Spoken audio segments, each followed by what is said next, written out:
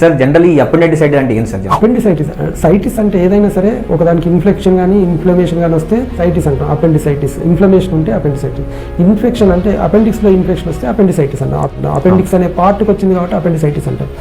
మామూలుగా పెద్ద పేగు కత్తుకొని అటాచ్ అయ్యగా ఈ అపెండిక్స్ ఉంటుంది. దీన్ని వెస్టిజియల్ ఆర్గాన్ అని మనం చిన్నప్పటి నుంచి చదువుకున్నాం. మామూలుగా పెద్ద పేగు ఇంత లావు ఉంటే దానికి చిన్న చిటికెన వేలులాగా ఈ అటాచ్ అయి ఉంటుంది.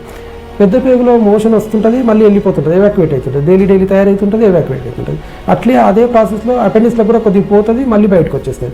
ఎప్పుడైతే ఆ మోషన్ పోయి వచ్చే ప్రాసెస్లో పెద్ద పేగుకి ఏం ప్యాసేజ్ ఎక్కువ ఉంటుంది కాబట్టి అంత అబ్స్ట్రక్షన్ కాదు, ఆగిపోదు. అదే చిన్న చిటికెన వేళ్ళంత దానిలోకి వెళ్ళాలి, బయటికి రావాలి అంటే ఎక్కడో దగ్గర ఫీకోలిత్ అంటే ఫీకోలిత్ అంటే లిత్ అంటే రాయి, ఫీకో అంటే మోషన్, అది రాయిలాగా అవ్వడం వల్ల అబ్స్ట్రక్ట్ అయిపోతుంది. ఆ చిన్న అపెండిక్స్ అబ్స్ట్రక్ట్ అయ్యేసరికి అది ఎక్కడ పోవాలో తెలియక అక్కడనే లావుగా ఉబ్బి పగిలిపోయి డేంజర్ అయ్యే ఛాన్స్ ఉంటుంది అన్నట్టు.